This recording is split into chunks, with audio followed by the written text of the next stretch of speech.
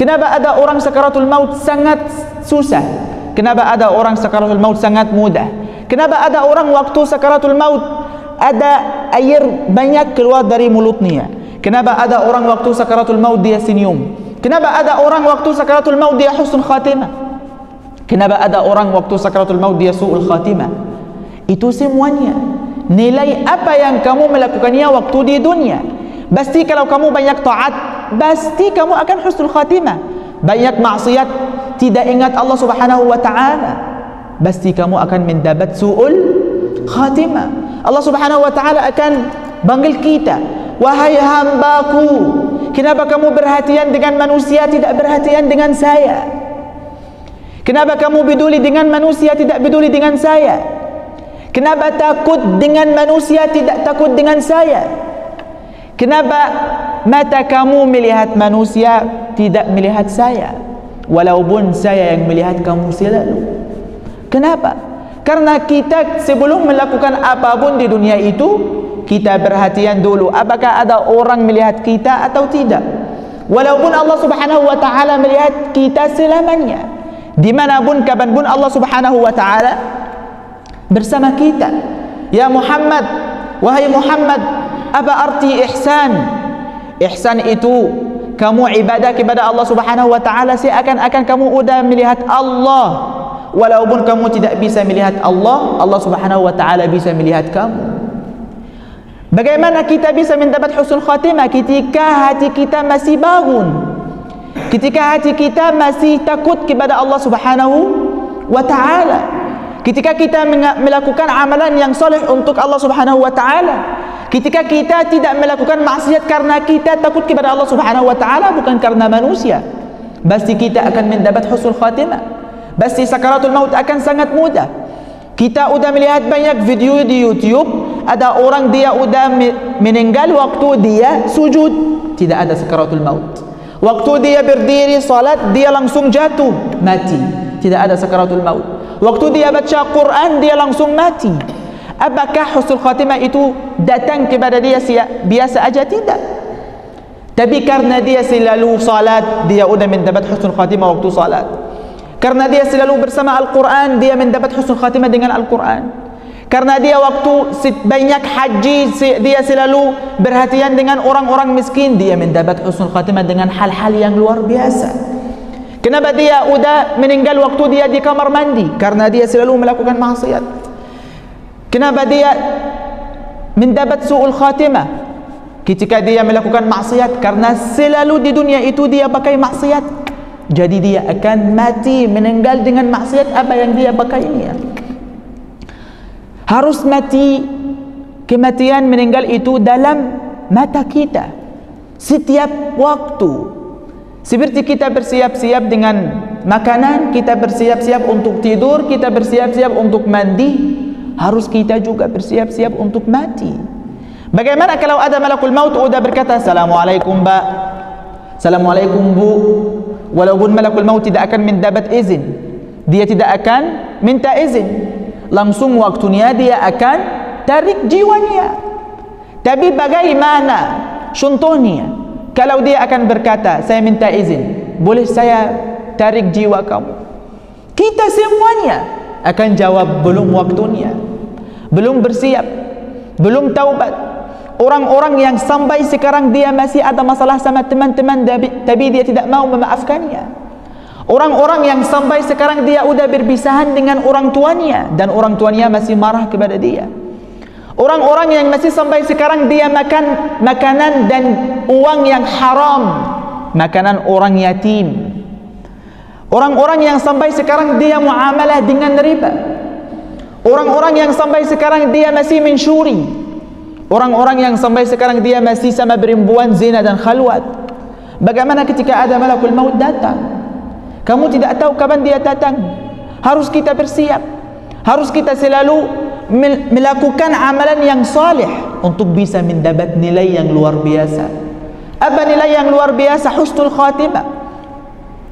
Anak-anak atau murid kita ketika dia tidak belajar, apakah dia akan bisa jawab di ujian? Bisa atau tidak? Tidak bisa. Murid kita yang udah hafal, udah bersiap, udah belajar sampai subuh, waktu dia di ujian bisa jawab atau tidak? Bisa.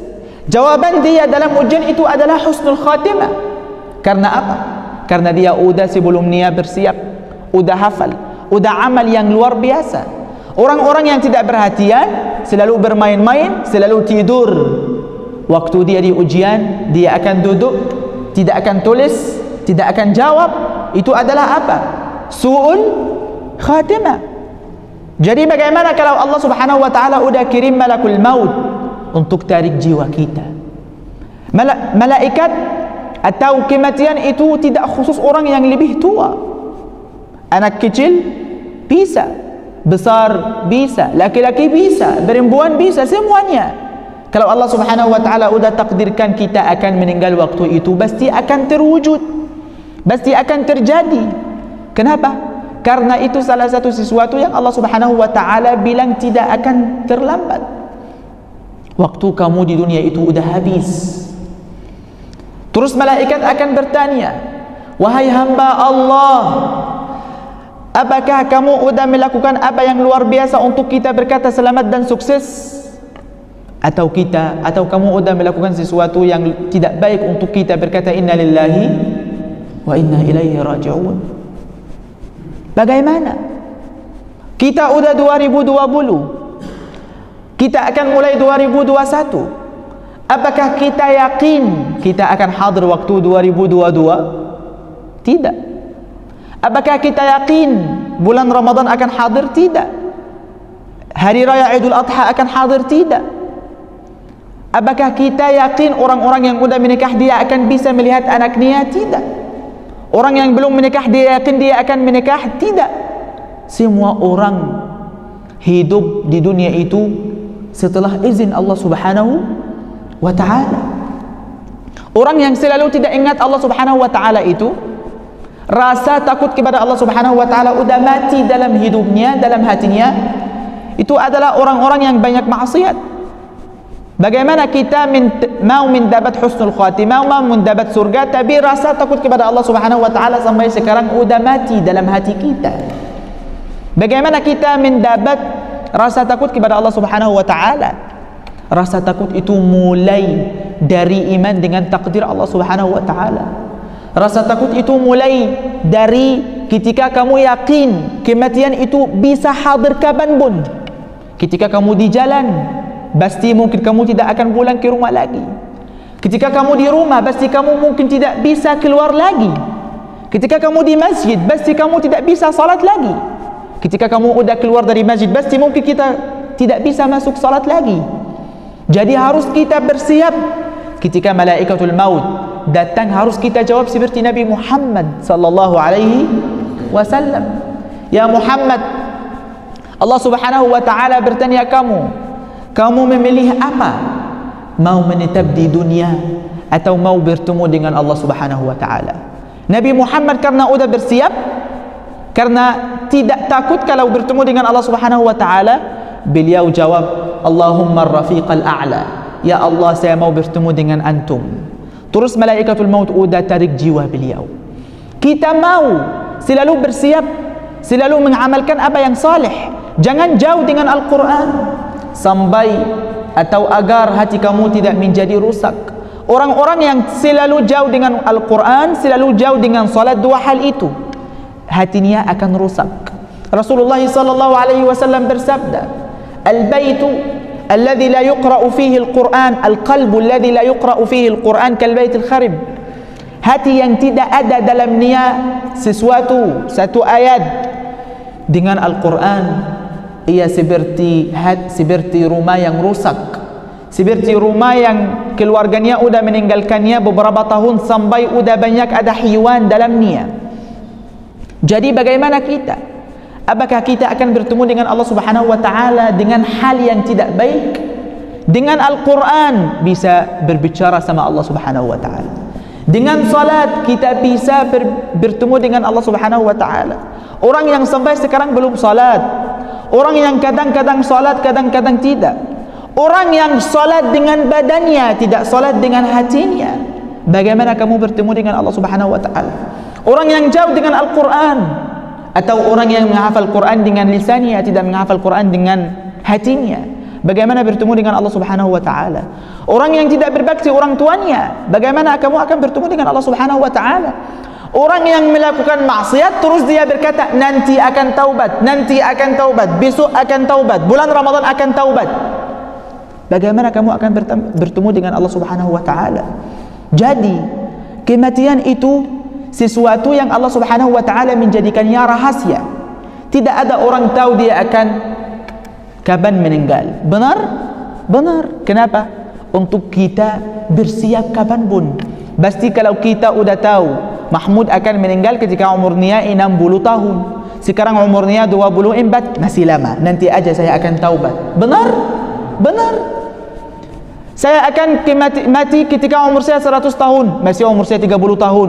Oh, masih ada 70 tahun lagi. Melakukan maksiat sampai umurnya 90 tahun. Ketika dia mulai 91, dia mulai taat. Karena apa? Karena dia udah tahu kapan dia akan mati. Tapi Allah Subhanahu wa taala menjadikan rezeki, takdir dan kematian itu rahasia untuk kamu beriman dengan Allah Subhanahu wa taala. Kamu bersiap-siap apa yang Allah Subhanahu wa taala takdirkannya, apa yang Allah Subhanahu wa taala berikan pada kita, harus kita menerimanya. Dan harus kita selalu setiap hari taubat. Setiap bangun, setiap pagi harus kamu mengucapkan azkarus sabahi wal masa. Untuk apa? Untuk kalau kamu udah mati dengan mengucapkan kata-kata yang luar biasa. Sesuatu yang terakhir lisan kamu udah mengatakannya azkarus sabahi wal masa. Sebelum kamu tidur harus zikir tidur. Setelah kamu udah bangun harus zikir setelah bangun. Setelah salat harus zikir setelah salat.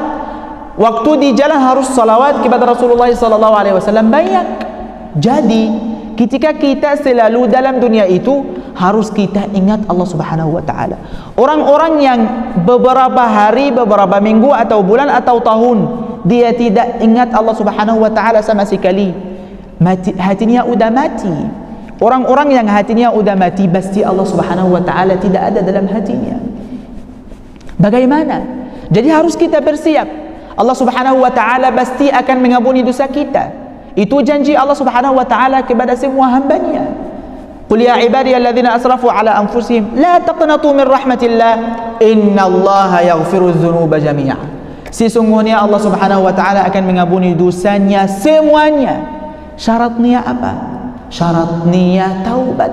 Syaratnya rasa menyesal. Syaratnya menangis.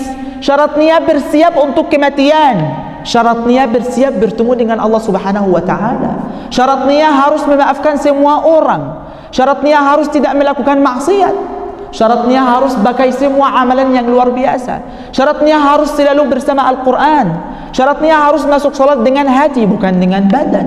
Itu semuanya syaratnya. Tapi orang-orang yang taubat dengan lisannya, setelah taubat dia masih melakukan maksiat, pasti Allah Subhanahu wa taala tidak akan mengampuni dosa dia.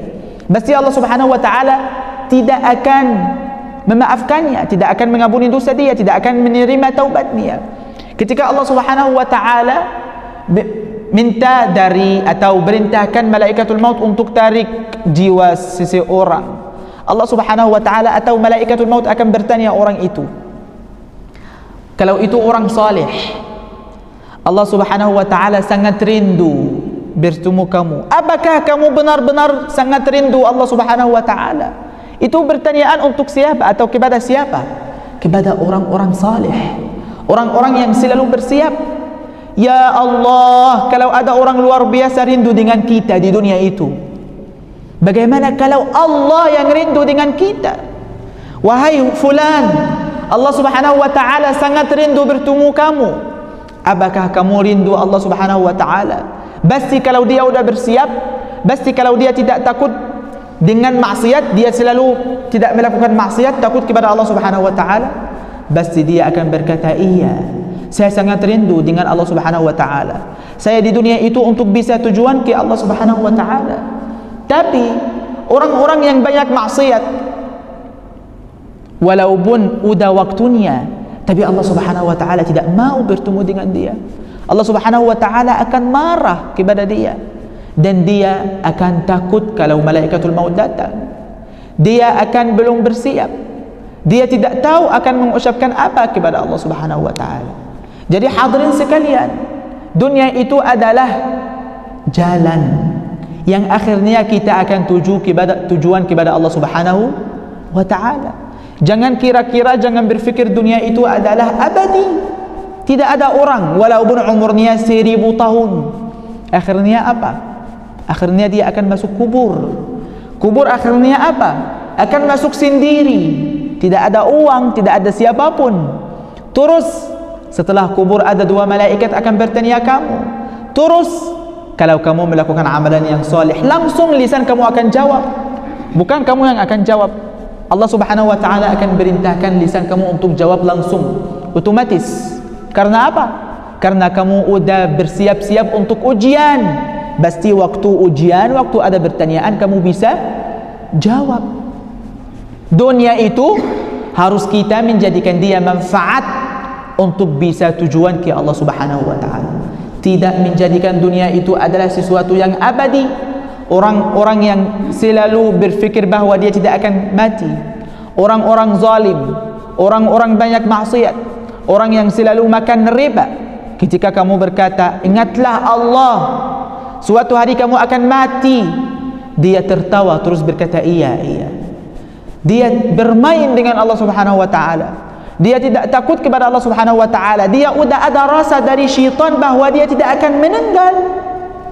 Terus waktu dia masuk rumah sakit, dia bisa bayar semua uangnya untuk bisa keluar lagi, untuk dia bisa tidak rasa sakit lagi.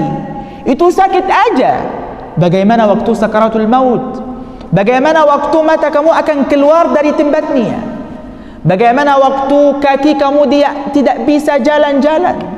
Lisan kamu tidak bisa mengucapkan asyhadu an la ilaha illallah. Orang yang samping kamu waktu sakaratul maut, mereka akan bilang kepada kamu, saudara kita, ayo mengucapkan asyhadu an la ilaha illallah wa asyhadu anna muhammadar rasulullah. Kamu sangat mendengarnya, sangat jelas, tapi lisan kamu udah tutup, tidak bisa. Karena apa? Karena lisan itu akan melakukan apa yang Allah Subhanahu wa taala perintahkannya. Jadi harus kita bersiap, harus kita memaafkan semua orang, harus kita apapun yang kita melakukan maksiat harus kita berhenti. Akhirnya sekarang orang-orang yang tidak berbakti orang tuanya harus dia mulai halaman yang baru. Orang-orang yang selalu melakukan atau makan dengan riba, orang yang selalu tidak takut kepada Allah Subhanahu wa taala. Ayo, Allah Subhanahu wa taala udah beri izin, udah beri waktu untuk kita bersiap lagi, udah beri waktu untuk kita taubat. Wallahi, semua orang di kubur sekarang mereka berkata, ya Allah, satu hari aja saya pulang ke rumah, satu hari aja saya pulang balik lagi ke dunia untuk taubat, terus langsung mati lagi. Tapi Allah Subhanahu wa taala berkata tidak. Itu adalah kata-kata yang kamu mengucapkannya, terus setelah kamu balik lagi ke dunia, kamu akan balik lagi, ulangi lagi melakukan maksiat. Jadi kalau kita sekarang udah bertemu dengan orang yang udah meninggal dalam mimpi, wahai temanku, bagaimana kamu sekarang setelah mati? Dia akan jawab apa? Tidak akan jawab baik atau tidak. Dia akan jawab, saya sangat mau 1 jam di dunia, saya sangat mau 1 hari aja untuk taubat. Allah Subhanahu wa taala sudah menjadikan umur kita panjang, tahun, bukan 1 jam atau 1 hari. Tapi hati-hati, setelah kamu akan masuk kubur sampai hari kiamat tidak akan balik lagi. Harus kita bersiap dari sekarang. Semoga Allah Subhanahu wa taala menjadikan kematian itu salah satu sesuatu yang kita selalu ingatnya. Dan semoga Allah Subhanahu wa taala mengampuni dosa kita semua. Semoga Allah Subhanahu wa taala menjadikan kita keluarga surga, bisa mendapat syafaat Nabi Muhammad sallallahu alaihi wasallam, ridha Allah Subhanahu wa taala, dan semoga kita dan kubur kita menjadi luas banget ya Allah. Semoga kita bisa jawab ketika ada malaikat bertanya kita. Semoga sakaratul maut sangat mudah. Semoga kita tidak rasa apa-apa waktu sakaratul maut, dan semoga kita bisa mendapat husnul khatimah. Rabbana atina fid dunya hasanah wa fil akhirati hasanah وقنا عذاب النار وأدخلنا الجنة مع الأبرار يا عزيز يا غفار يا رب العالمين. سبحانك اللهم وبحمدك أشهد أن لا إله إلا أنت أستغفرك وأتوب إليك. بارك الله لي ولكم في القرآن العظيم ونفعني وإياكم بما فيه من الآيات والذكر الحكيم وغفر الله لي ولكم إنه هو الغفور الرحيم. هذا مني والعفو منكم. Semoga Allah Subhanahu wa taala membalas kebaikan kalian. Wassalamualaikum warahmatullahi wabarakatuh.